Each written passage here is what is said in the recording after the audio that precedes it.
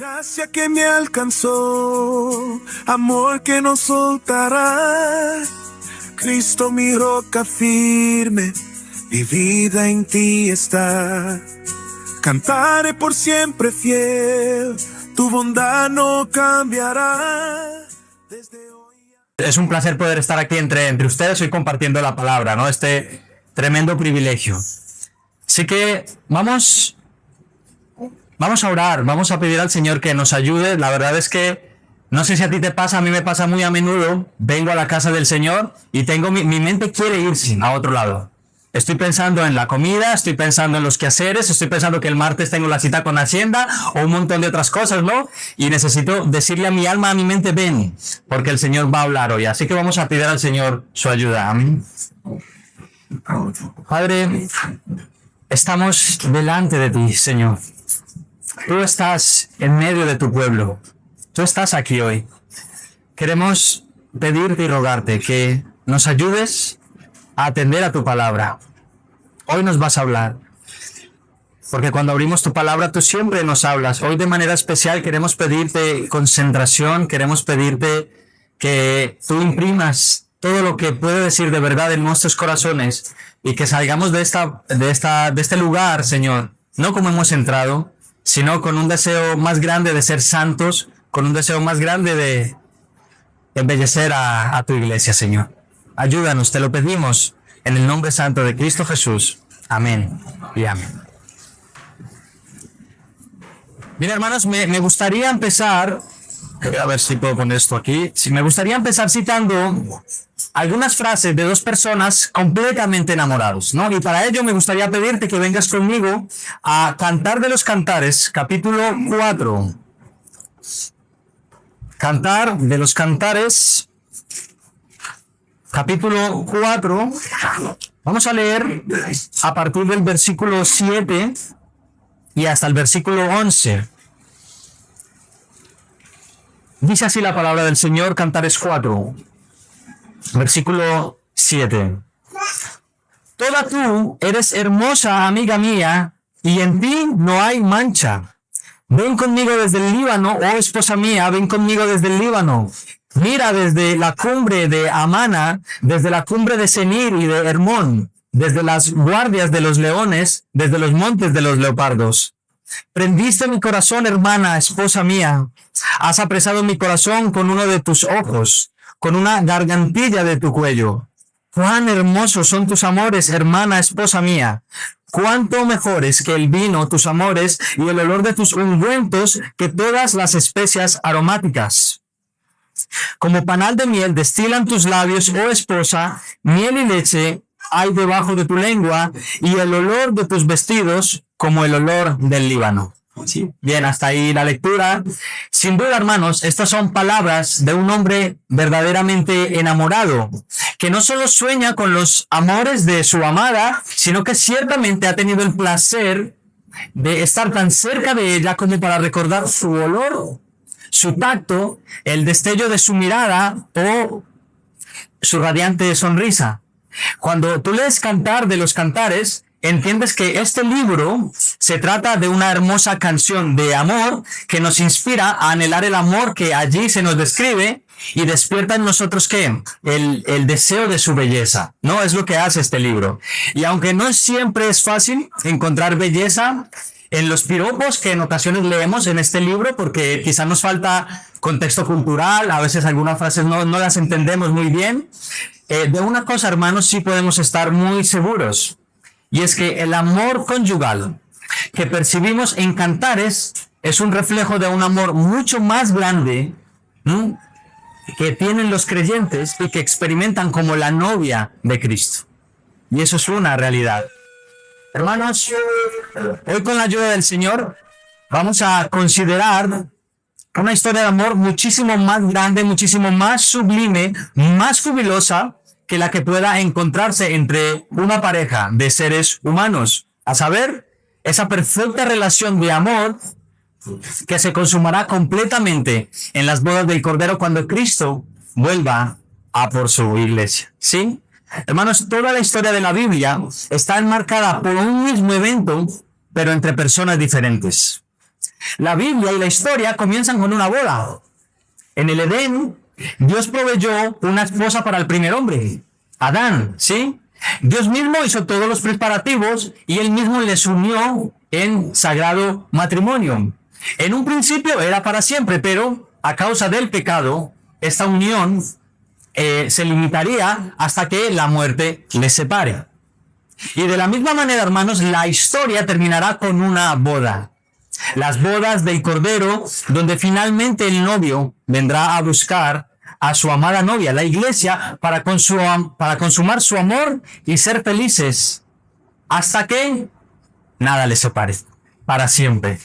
Hermanos, este texto que hemos leído lo he citado simplemente a fin de introducir nuestro tema. No vamos a hacer una exégesis, no vamos a hacer una exposición del pasaje. Lo he citado simplemente para poder introducirnos a nuestro tema, pero lo que sí me gustaría hacer hoy es pedirte que vengas conmigo a un pasaje que quizá representa esta unión de una manera más clara y la encontramos en el Nuevo Testamento. Refleja de una mejor manera esa relación entre marido y mujer, entre Cristo y la iglesia, ¿sí? Por favor, acompáñame a Efesios capítulo 5.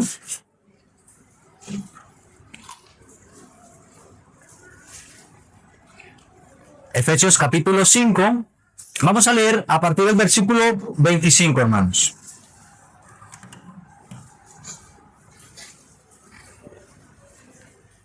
Muy bien, Efesios 5, a partir del 25, dice la palabra: maridos, amad a vuestras mujeres, así como Cristo amó a la iglesia y se entregó a sí mismo por ella para santificarla, habiéndola purificado en el lavamiento del agua por la palabra, a fin de presentársela a sí mismo una iglesia gloriosa, que no tuviese mancha ni arruga ni cosa semejante, sino que fuese santa y sin mancha.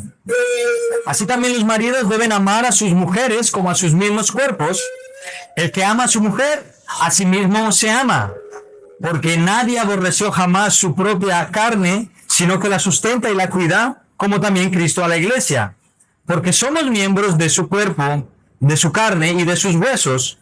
Por esto dejará el hombre a su padre y a su madre, y se unirá a su mujer, y los dos serán una sola carne. Grande es este misterio, mas yo digo esto respecto de Cristo y de la iglesia. Por lo demás, cada uno de vosotros ame también a su mujer como a sí mismo, y la mujer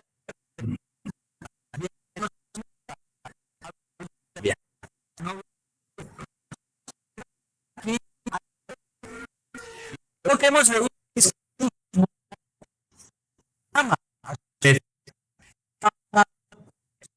amarla. Cristo observar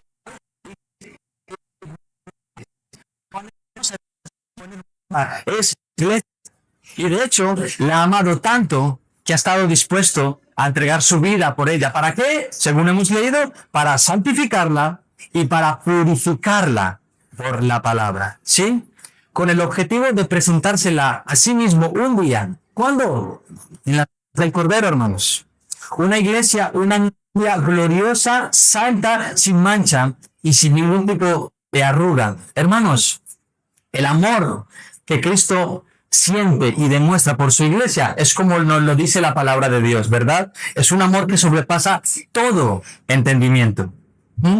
Quiero decir, hermanos, el amor entre dos seres humanos que han decidido unirse como una pareja, como un matrimonio, es natural y comprensible, ¿sí? Hay intereses de por medio. Aunque reconocemos que a veces hay diferencias, hay decepciones, ¿no? En una relación, pero el amor entre el Dios eterno y nosotros, pobres criaturas pecadoras y finitas, es sencillamente incomprensible. Una pregunta: ¿por qué te ama Dios? ¿Por qué te ama tanto Dios?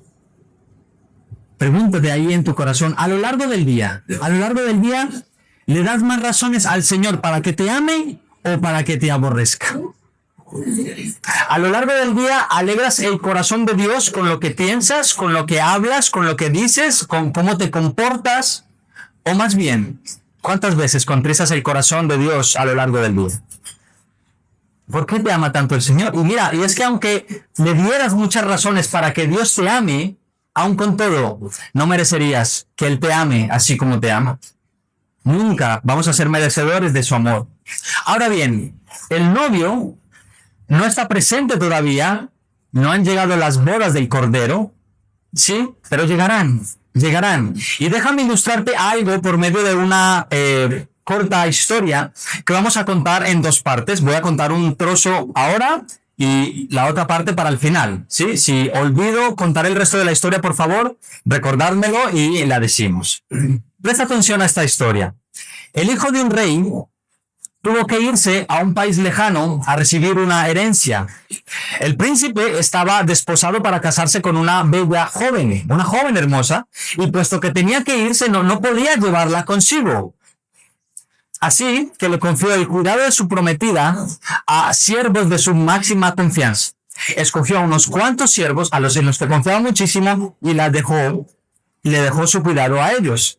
El príncipe les dio órdenes específicas de cómo cuidarla, cuáles eran sus gustos, sus preferencias en cuanto a vestido, en cuanto a comida, en cuanto a diversión, ¿verdad? Nada podía faltarle. Los siervos tenían toda a su disposición para cuidarla mientras el príncipe volvía, ¿sí? Y hasta aquí la primera parte de la historia. Hermanos, ¿quién es esta novia? ¿Por qué es tan amada por el novio? ¿Por qué tiene tanto valor para el novio? Bueno, según nuestro texto de Efesios, porque es su cuerpo. Y nadie aborreció jamás su propio cuerpo, sino que lo sustenta y lo cuida. Todos nosotros amamos nuestro cuerpo. Nadie aquí aborrece su cuerpo, ¿verdad? Cristo ama a su cuerpo, que también es su novia, y por eso la sustenta y la cuida. Sabemos bien, hermanos, que la novia es la iglesia. Y no solamente esta iglesia, no solo se refiere a esta iglesia local, sino a la iglesia universal de Cristo. No solo a este edificio, es más, ni siquiera es este edificio. Se refiere a todas las personas en todo lugar y en todos los tiempos que se reúnen, se han reunido y se reunirán, con el objeto de rendir adoración colectiva al Dios Altísimo. Esa es la iglesia. Y cuando digo esto, hermanos, no me refiero solo a la iglesia cristiana que comenzó en Pentecostés, en el Nuevo Testamento, porque en realidad Dios siempre ha tenido un pueblo fiel. Dios siempre ha tenido una iglesia. Dios siempre ha tenido un grupo de hombres y mujeres fieles que le adoren, ¿sí? Y le rindan culto. Y es precisamente a ese pueblo que Dios siempre ha amado. Porque Él se ama mucho a sí mismo. Y esto es bueno para nosotros, ¿no? Ama su cuerpo, lo sustenta y lo cuida. Y Dios nos ha dejado instrucciones claras en cómo quiere que funcione su cuerpo. Nos ha dejado instrucciones de cómo quiere que funcione su amada iglesia, y para ello nos ha provisto una estructura, nos ha dado unos fundamentos. Hermanos, Dios ya ha definido qué es la iglesia y qué se debe y qué no se debe hacer en la iglesia, ¿verdad?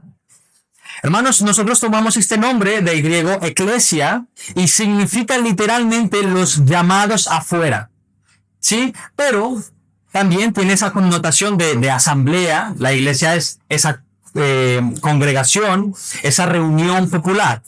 La iglesia es la congregación de todos los llamados a salir fuera de las enseñanzas de este mundo, los llamados a escapar de los lazos y principios de un mundo cuyo príncipe es Satanás.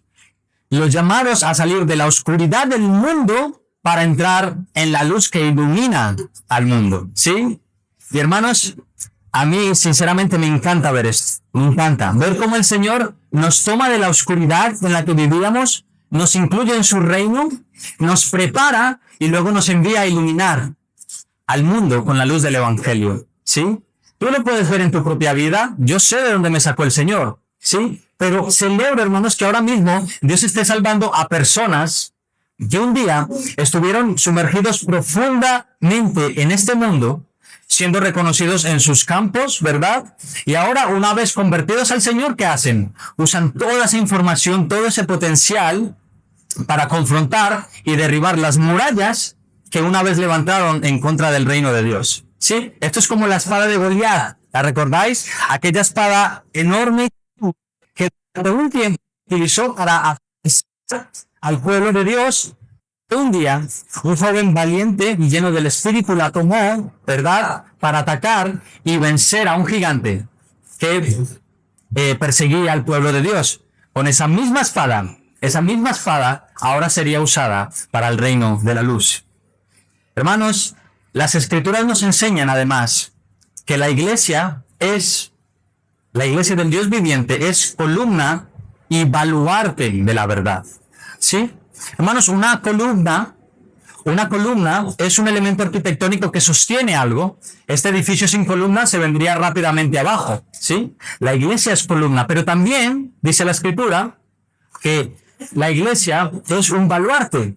Y un baluarte es otro elemento arquitectónico que provee seguridad a un palacio, a un poblado, a lo que sea, ¿sí? ¿Y qué es lo que sostiene la iglesia? ¿Qué es lo que defiende la iglesia de Cristo? Hermanos, la verdad absoluta de Dios, esa verdad es constantemente atacada por los falsos argumentos relativos que este mundo quiere enseñarnos. Esta verdad es constantemente atacada por los Goliaths y los falsos argumentos del enemigo de nuestras almas. Y no para. La iglesia, hermanos, sostiene y defiende la verdad de Dios como un perro fiel que defiende a su amo. Podemos ver entonces, hermanos y amigos, algunas cosas que Jesús mismo piensa de su iglesia. Esto que hemos hablado lo piensa Cristo de su iglesia, pero tiene pensamientos muchísimo más profundos y amorosos de su iglesia que quizá todavía no estamos considerando y no nos estamos deleitando en ellos. Pero estos pensamientos, hermanos, son los pensamientos de un hombre con H mayúscula, que es Jesús, los pensamientos de un hombre profundamente enamorado de su novia. Yo, hermanos, no encuentro en ningún lugar de las Escrituras que Dios piense peyorativamente acerca de su iglesia en términos eternos. ¿Sí? Quiero decir, por supuesto que encontramos mensajes fuertes contra la iglesia de parte de Cristo, encontramos reprensiones, encontramos amonestaciones también, con el fin de que la iglesia se arrepienta de ciertas conductas y vuelva a lavarse y vuelva a purificarse. Pero Dios mismo lo hace por eso, porque ama a su iglesia y desea su santidad, la disciplina, porque la ama. Amén. Bien, hasta aquí, hermanos, hemos visto algunos pensamientos del Señor Jesús hacia su amada novia. Pero en realidad, la realidad es que Él siente muchas más cosas por ella. Y es aquí donde te pregunto a ti, y me pregunto a mí, ¿qué sientes por la iglesia de Cristo? ¿Qué sientes tú cuando piensas en la iglesia? ¿Qué sientes? Cuando piensas en la iglesia, ¿qué es lo primero que se te viene a la mente, al corazón?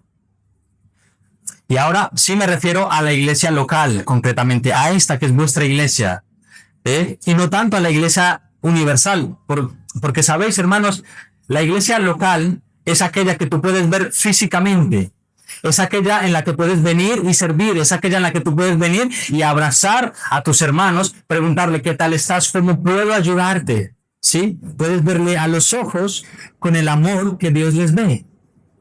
¿Qué sientes por la iglesia? Por los hermanos. ¿Qué sientes por los hermanos? Es fácil decir que amas a todos tus hermanos en Cristo. Es fácil decir que hablas a la iglesia invisible y universal de Dios. No sé, la iglesia en India, por ejemplo, ¿verdad? Es fácil decir que tú amas a todos tus hermanos. ¿Por qué? Porque no tienes que lidiar con ellos en particular. Pero cuando tú tienes que lidiar con un hermano en particular, es cuando realmente demuestras si estás amándole o no le estás amando. Cuando es tu hermano el de al lado, ¿sí? Con el que has tenido un desacuerdo y sabes que le vas a ver el domingo y el siguiente domingo y, no sé, los miércoles, no sé cuándo os reunís, si os reunís el jueves, ¿sí? Te vas a ver el jueves y el domingo, es ahí donde se manifiesta el amor verdadero. Así que pregunto de nuevo, ¿qué sientes por tu iglesia local? Aquel lugar en el que domingo tras domingo estamos los mismos, hacemos las mismas cosas, estudiamos el mismo libro, quizá con los mismos resultados, no lo sé, y se adora al mismo Dios. Bueno, sí, en parte sí, claro que adoramos al mismo Dios y hablamos del mismo libro cada semana, pero escucha bien porque voy a darte un pasaje que yo espero que cambie tu perspectiva de cómo estás pensando acerca de la iglesia. Acompáñame por favor a Hebreos, Hebreos capítulo 12. Hebreos lo tienes después de la carta a Filemón y antes de Santiago.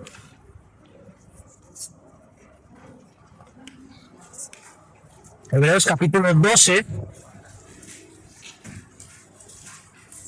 y versículos, vamos a leer del 22 al 24. Os voy a dar un momento para que lo encontréis, porque me gustaría que lo leyéramos todos.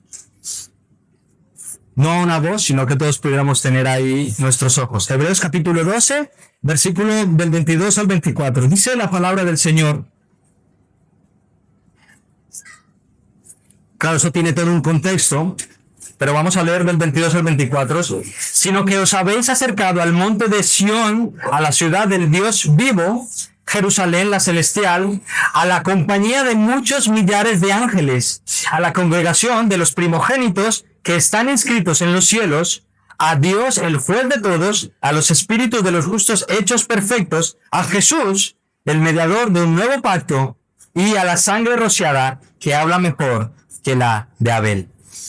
Hermanos, ahí lo tenéis.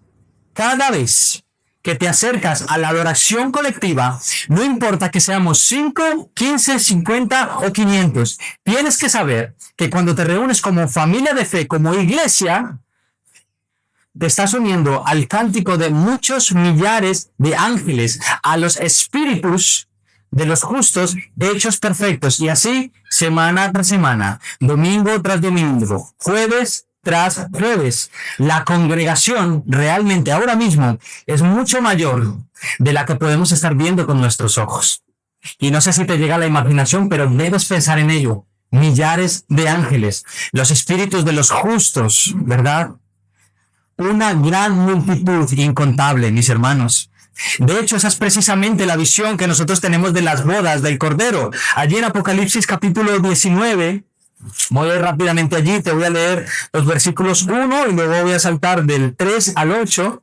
Escucha lo que dice la palabra en Apocalipsis 19, versículo 1 dice: después de esto, oí una gran voz de gran multitud en el cielo que decía: aleluya. Salvación y honra y gloria y poder son del Señor Dios nuestro. Ahora versículos del 3 al 8. Escucha.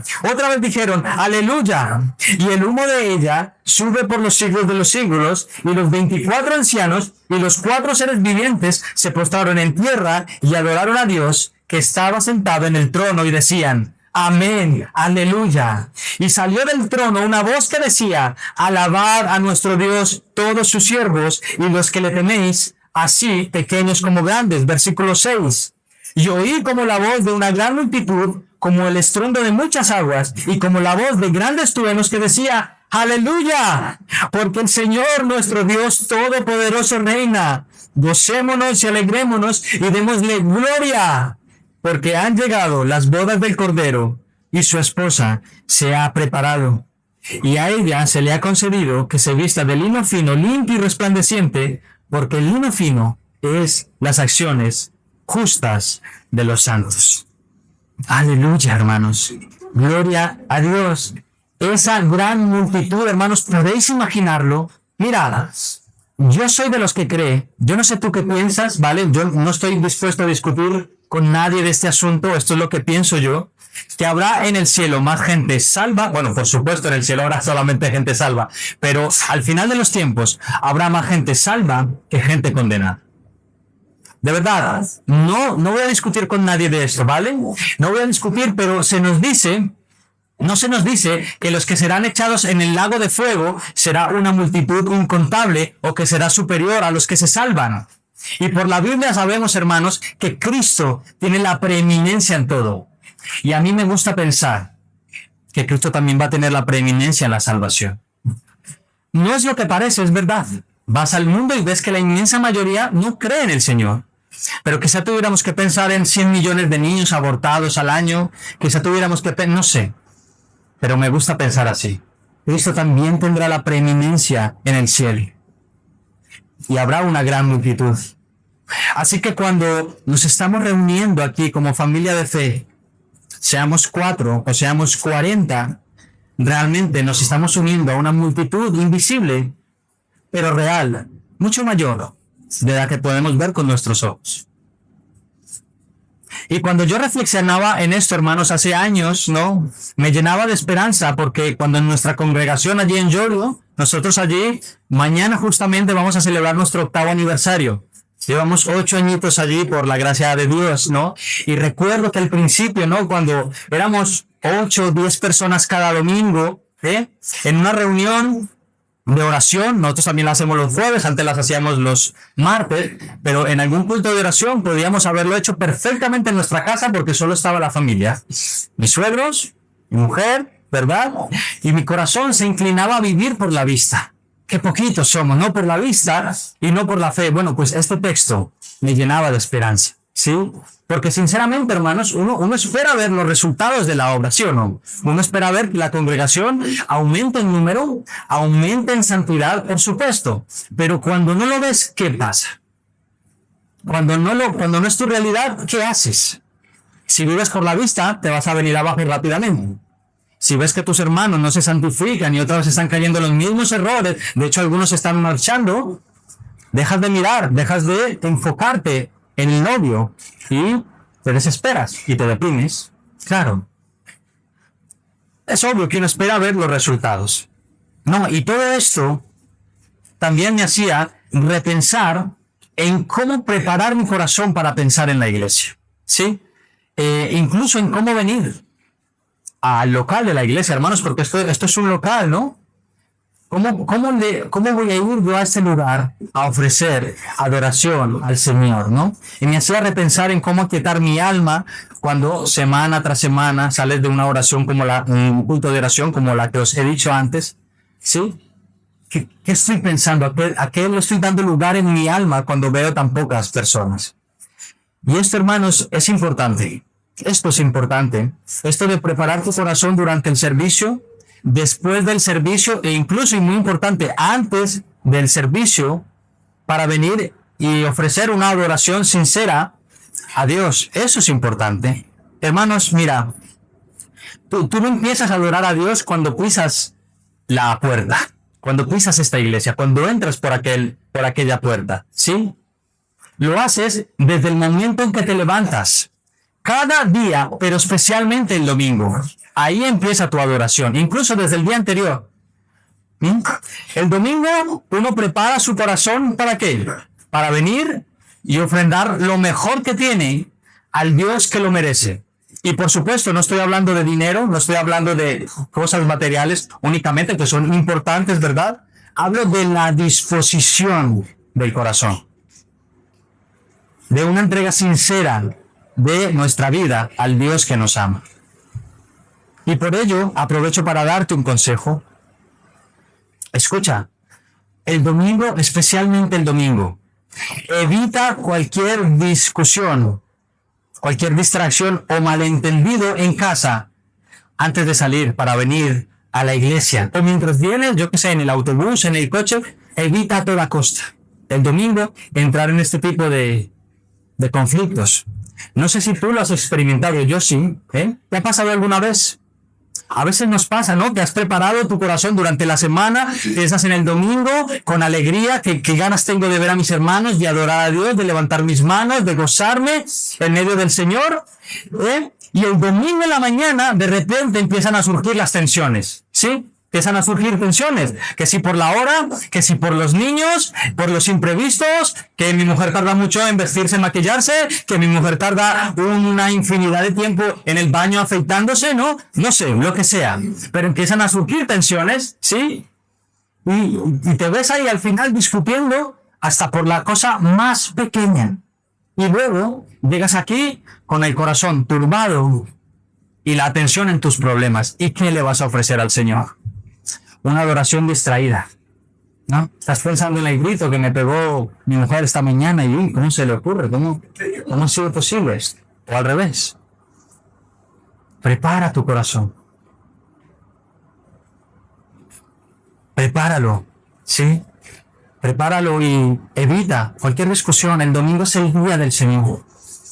¿Qué le vas a ofrecer aquí al Señor? Hermanos, por eso mi oración es que nuestra perspectiva acerca de la iglesia local cambie y mejore, ¿sí? En nuestro corazón, por muy pequeña que sea.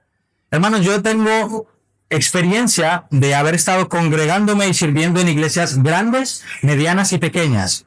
Bueno, dígase grande para el nivel de España, una iglesia de 400, 500 miembros, ya es una iglesia grande. Quizá en Estados Unidos, en Ecuador, igual allí las iglesias son de 2.000 miembros y 500 euros no, y perdón, y 500 miembros no es una iglesia tan grande, ¿verdad? Pero yo he podido ver los pros y los contras de estar en una iglesia grande y de estar en una iglesia mediana y de estar en una iglesia pequeña. Me gusta cada vez más las congregaciones que no son muy numerosas. Cada vez más. Hermanos, pues que Dios nos ayude a amarla y verla como realmente Jesús ve a su novia. Una novia preciosa y sin mancha. Sí, con sus imperfecciones de este lado de la eternidad. Pero al fin y al cabo, la novia de nuestro Salvador. Así que de nuevo te pregunto, ¿qué sientes por la iglesia de Cristo? Yo amo a Jesús, pero es que la iglesia, esto, hermanos, no es posible. No puedes amar a Gabriel sin amar a María Fernanda. No puedes decirle, Gabriel, tú me caes bien, pero tu mujer no tanto. No, estás haciendo una afrenta contra Gabriel, ¿verdad? Mira, te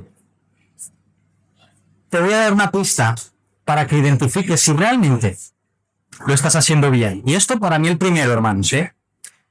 Lo que sientes en tu corazón cuando piensas en aquel hermanito, en aquella hermanita con el que casi nunca hablas, que se sienta por allí en una esquina, que es así medio rarito, medio rarita, que generalmente lo evitas por lo que sea, pero que es un hermano verdadero. Lo que sientes por ese hermanito o hermanita es lo que realmente sientes por la iglesia de Cristo.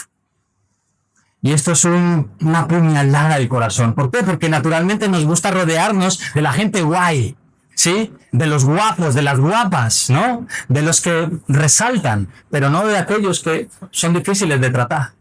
Bueno, lo que sientes por el hermano más pequeñito de aquí es probablemente lo que sientas, ¿no? Por la iglesia de Cristo. Y yo no sé cómo lo habéis vivido vosotros, pero yo recuerdo que en el tiempo de la pandemia, creo que tuvimos que darnos cuenta de una realidad bien triste. Sí, y es que entendimos que algunos hermanos o no hermanos que estaban entre nosotros se acostumbraron demasiado a estar sin nosotros. Y lo digo con mucha pena, hermanos, pero la pandemia ha sacado esto a luz, ¿sí o no? Independientemente de los aforos, independientemente de los miedos que teníamos por ir, por apartar las sillas, etcétera, ¿sí? Pudimos ver quienes sí y quienes no tenían ese deseo, ¿verdad? Ese amor por reunirse con la familia de fe. Yo sé que hay hermanos que cuando abrieron las puertas para poder ir a la iglesia dijeron y pensaron en su corazón, con lo bien que estoy yo aquí en casa viendo el culto online en pijama, que me pongo solo la camisa por arriba pero abajo tengo el pijama puesto. Yo lo sé. Sin embargo, hay muchos otros hermanos que estaban deseando poder congregarse con la novia de Cristo. ¿Sabes aquel famoso versículo que creo que después que nos han dejado salir, movernos y reunirnos, ¿verdad? Ha aumentado las veces que nosotros lo recitamos, ¿no? Como si se tratara de un libro que de repente se disparan las ventas. Y yo sé que algunos lo sabéis de memoria. Hebreos capítulo 10, acompáñame un momento ahí. Hebreos capítulo 10, versículo 25.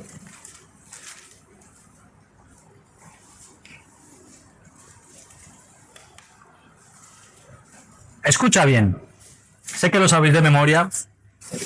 Hebreos 10:25, no dejando de congregaros, como algunos tienen por costumbre, sino exhortándonos, y tanto más, cuanto veis que aquel día se acerca. Sí, sé que algunos lo sabéis. El hermanito que hace semanas no veíamos, le decíamos, no dejando de congregarse, como algunos tienen por costumbre. Si aquí ahora mismo estás echando en falta a un hermanito o una hermanita que no viene hace un mes, un WhatsApp, no dejando de congregarse. como algunos tienen por costumbre, ¿sí? Porque es una realidad que las personas pueden perder la santa costumbre de congregarse para adoptar la insana costumbre de no congregarse. En la iglesia temprana ya ocurría, en la iglesia del primer siglo, ¿no? Somos criaturas de costumbres al fin y al cabo, ¿verdad? Y sabemos, hermanos, que una costumbre no se genera de un día para otro. Una costumbre se trabaja con disciplina y con constancia. Pero, ¿sabes? Yo creo que le hemos asestado un señor hachazo a este versículo porque simplemente nos quedamos con la parte de no dejes de congregarte como algunos tienen por costumbre, ¿verdad? Ese es el problema a veces de tener los versículos separados por números. Si no los estuviéramos separados por números, quizá leeríamos trozos completos. Pero fíjate, vamos a leer desde el 23, Hebreos 10, 23. Mantengámonos firmes sin fluctuar la profesión de nuestra esperanza, porque fiel es el que prometió, y considerémonos unos a otros para estimularnos al amor y a las buenas obras. Ahora sí, no dejando de congregarnos, como algunos tienen por costumbre, etcétera, etcétera. Hermanos, ahí tenemos el objeto de congregarse. En primer lugar, rendir gloria a Dios. Ya lo habéis dicho esta mañana en la reflexión, ¿verdad? Y en las oraciones también. Esa es la razón por la que tú has sido creado y la razón principal por la que debes venir a la iglesia. La gloria y la alabanza del Dios tres veces santos. Pero, según lo que hemos leído, la razón por la que Dios nos manda a reunirnos, en una adoración colectiva es mantener viva nuestra esperanza, estimularnos al amor y a las buenas obras y exhortarnos los unos a los otros. Porque, hermanos, ¿de qué serviría que no perdiéramos la costumbre de congregarnos, pero que viniéramos aquí a este lugar y estuviéramos como un témpano de hielo, fríos, y que nuestra esperanza, que debería estar siendo vivificadas por la alabanza, por la palabra, por la predicación, se torna más bien moribunda? Sí, estás aquí presente, pero con el corazón en la China. Estás aquí presente con calor, pero con el corazón como un témpano de hielo, ¿no? ¿De qué serviría? ¿De qué serviría asistir fielmente si no nos estimulamos los unos a los otros al amor y a las buenas obras y no nos exhortamos para edificarnos mutuamente? Ahora bien, espero que nadie aquí se excuse, ¿no? En el hecho de que como no puede sentir esas cosas, ¿no? Entonces, ¿para qué venir a la iglesia? No, yo no voy porque como no siento eso de querer al hermano, ¿para qué voy? No, nada de eso. Sigue viniendo. Mientras sigas viniendo, habrá esperanza. Y mientras sigas viniendo, tu corazón tiene muchísimas más probabilidades de seguir siendo transformado. No solo el tuyo, el de tu familia, sino el de tu círculo más íntimo. Te digo todo esto para que examines tu vida y mejores tu amor por este lugar y por los que tienes al lado. En esto conocerán que sois mis discípulos, dijo Jesús, en el amor que os profesáis, no en el amor que os decís, en el amor que os demostráis el uno al otro. ¿Sí? Te digo esto para que examines tu vida. ¿Sí? Se dice que hay personas que no volvieron a la iglesia porque piensan que hay muchos hipócritas dentro de la iglesia. Pero alguien le dijo a esta persona, bueno, tú no te preocupes, tú vente, que todavía hay lugar para uno más, para un hipócrita más. Hermano y hermana, Cristo murió por ti en particular. Y eso es una realidad. Cristo murió por ti, pero no podemos olvidar el aspecto colectivo de la salvación. Cristo murió por su iglesia. Cristo ama a su iglesia. Cristo volverá por su iglesia. Esta es la iglesia del Dios viviente, columna y baluarte de la verdad, la que ha sido edificada bajo el fundamento de los apóstoles y profetas, siendo la principal piedra del ángulo Jesucristo mismo. Es así como se ha construido la iglesia, la novia de Cristo. En primer lugar, la piedra principal sobre la que todo el edificio va a cobrar y va a tener su fundamento y su firmeza. Esa piedra es Cristo. No puede haber otra, solamente Cristo. Sin Jesús no hay iglesia, pero luego de la piedra vienen las columnas, que son los fundamentos de los apóstoles y profetas que ya están establecidos. Ya no se puede poner otro fundamento.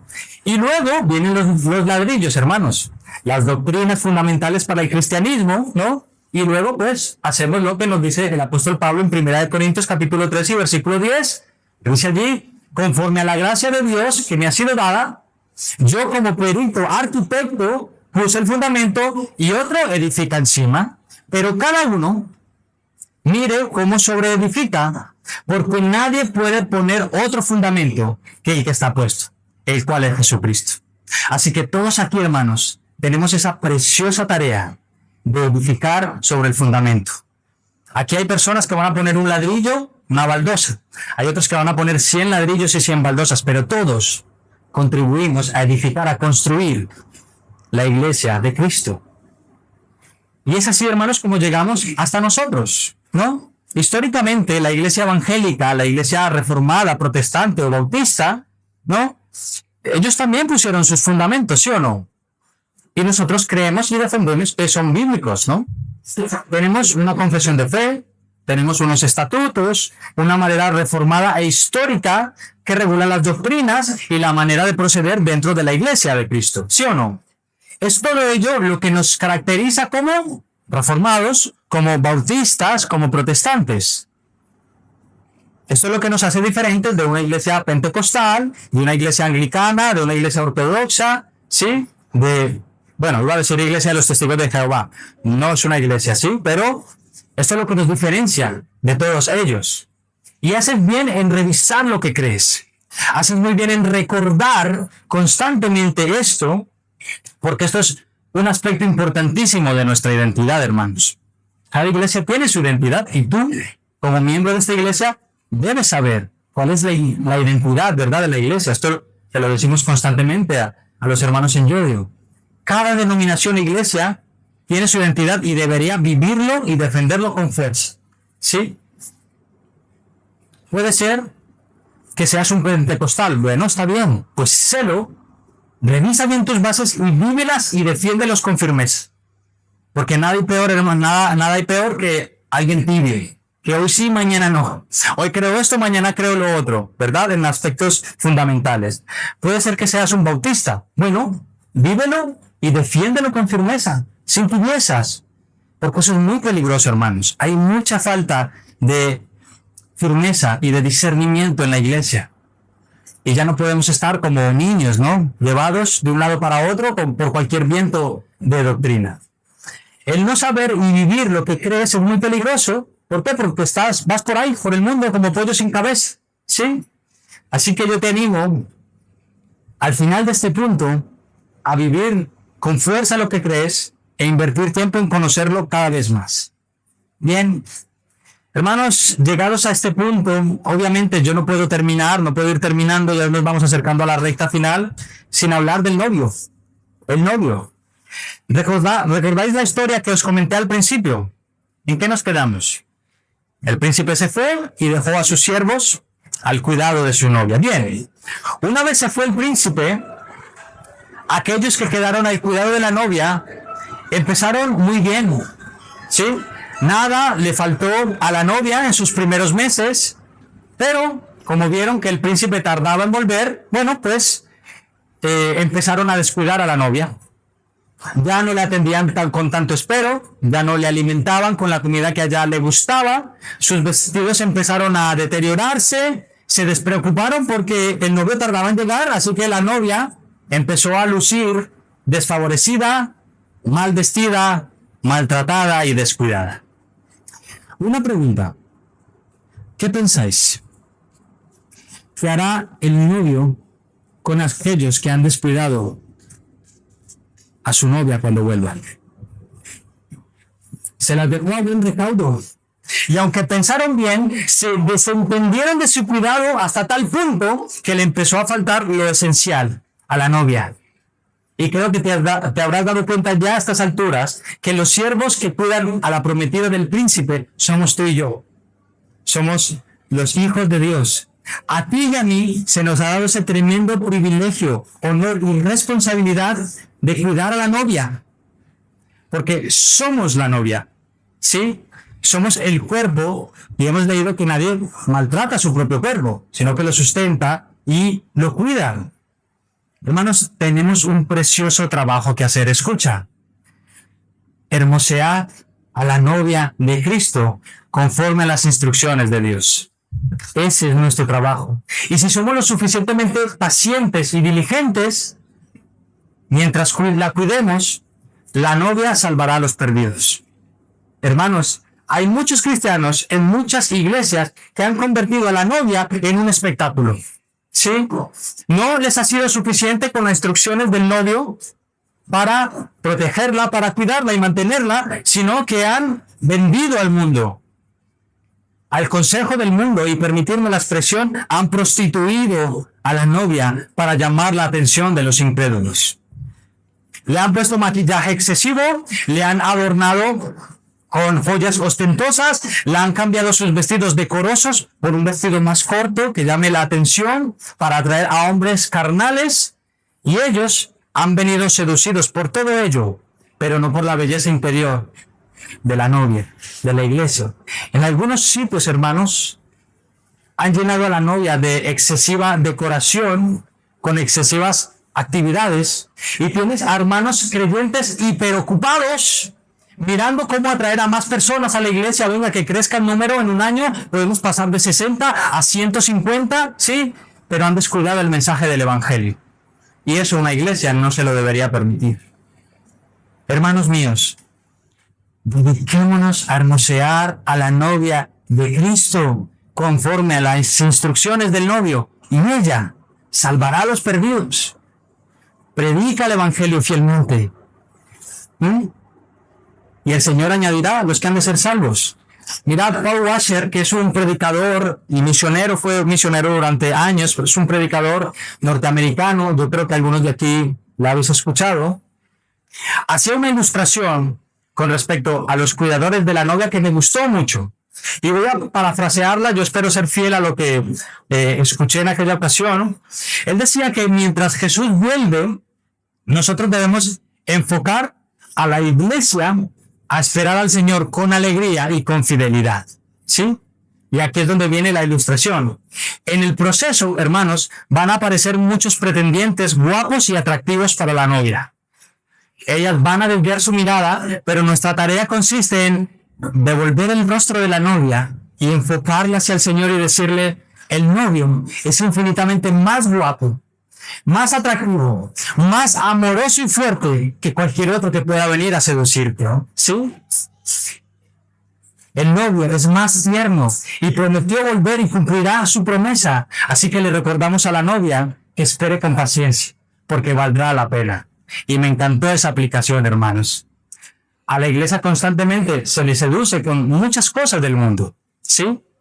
Pero nuestro trabajo consiste en Cristo. Mira a Cristo, Él es más guapo, Él es más hermoso, Él es más paciente, Él es más fuerte, Él es más amoroso. Mira a Cristo, iglesia. Es tu prometido, volverá, no tardará, espera. Eso somos tú y yo.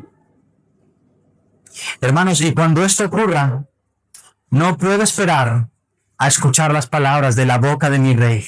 Buen siervo y fiel. En lo poco has sido fiel, sobre lo mucho te pondré. Entra en el gozo de tu Señor. Yo no quiero otra cosa más en esta vida que esas palabras. Y por eso te animo a ti.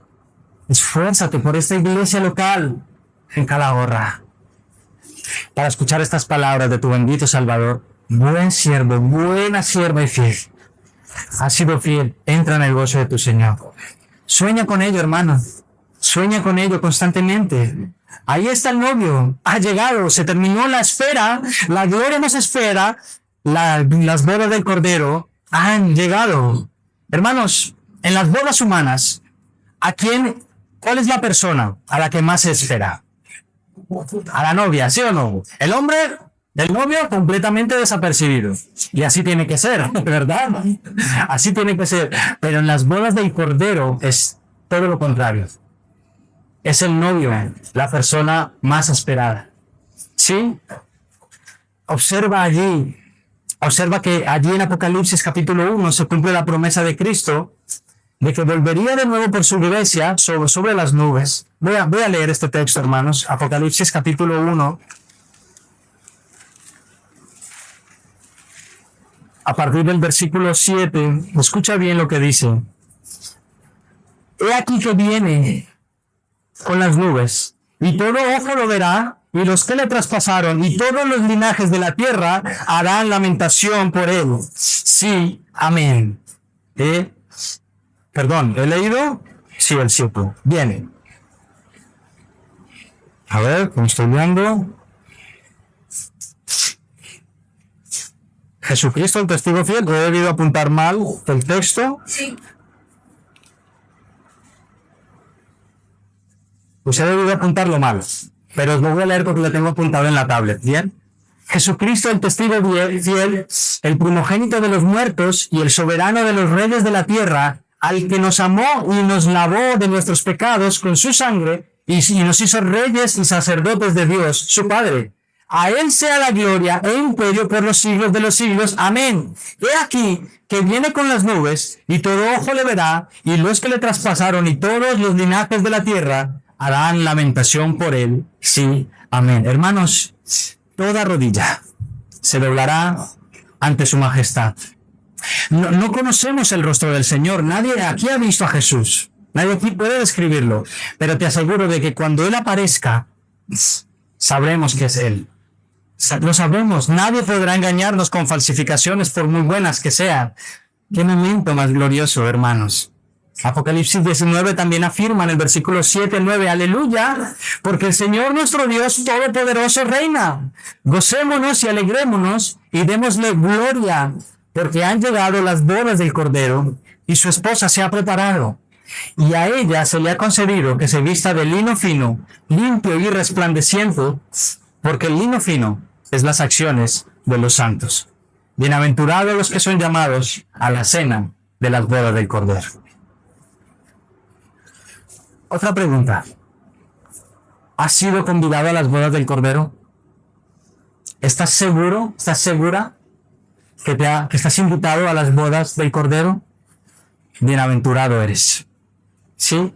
Eres una oveja real de su redil, un miembro verídico de la Iglesia Universal, y lo demuestras porque estás sirviendo a la iglesia local. Bienaventurado eres. Pero si aún no haces parte del redil, y tú estás hoy aquí y sabes que no has sido invitado a las bodas del Cordero todavía, no eres un creyente verdadero, yo te ruego, considera a aquel que te amó tanto en tu corrupción y estuvo dispuesto a dejar su gloria, despojándose de ella y tomando forma de siervo para venir y respirar el aire corrupto de esta tierra y venir y caminar sobre el polvo de esta tierra. Todo ello por amor a ti. Si estás hoy aquí sin Cristo, Cristo aún no es tu Señor, no es tu Salvador, sabes que todavía no le has confiado tu vida a Él, no tardes en hacerlo, no nos salgas de este lugar sin Cristo. El novio que ha prometido volver vino una vez y prometió volver una segunda vez.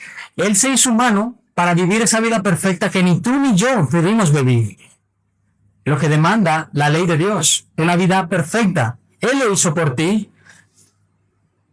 Él vino a vivir esa vida perfecta y no pecó jamás. Jesús, hermanos, ni siquiera pecó en su pensamiento. ¿Tú sabes lo difícil que es eso? Es imposible. Y aunque fue y es el mejor hombre que ha existido, fue llevado injustamente a una cruz romana para clavarlo y ser asesinado en ella como el peor de los criminales, siendo el mejor de los hombres, para que tú y yo fuéramos absueltos de nuestros pecados. Y esto no fue algo que sucedió, esto fue algo que fue planeado en la eternidad pasada por el Dios Trino. Hermanos, el novio fue levantado en una cruz, fue azotado y avergonzado, y finalmente murió cargando el pecado de todos aquellos que una vez creerían en Él como su único y todo suficiente Salvador. Y aún con todo, hermanos, la muerte no pudo retenerle. El Señor Jesús se levantó al tercer día de entre los muertos con gran poder y gloria para asegurar tu resurrección y la mía, si creemos verdaderamente en Él como nuestro Señor. Si pones toda tu confianza en Él y esperas el tiempo suficiente, Él te dará la vida eterna como regalo de bodas. Y esto, hermanos, es precioso. Iglesia de Calahorra, yo sé que estáis hoy de celebración, Me decía Gabriel, ahora que estamos ya establecidos, hemos como desempacado las maletas, queremos hacer un culto de acción de gracias al Señor, ¿sí? Así que sé que estáis de celebración por la plantación de la iglesia. Yo lo celebro con vosotros, lo celebramos, mi esposa Camila también, y espero y deseo que el Señor salve a muchos en esta iglesia. Que el Señor salve a muchos por medio de vuestro evangelismo, por medio de vuestro comportamiento ahí fuera, ¿verdad? Y por eso os exhorto a ser fieles a la palabra del Señor, ¿sí? Fieles a las instrucciones del novio.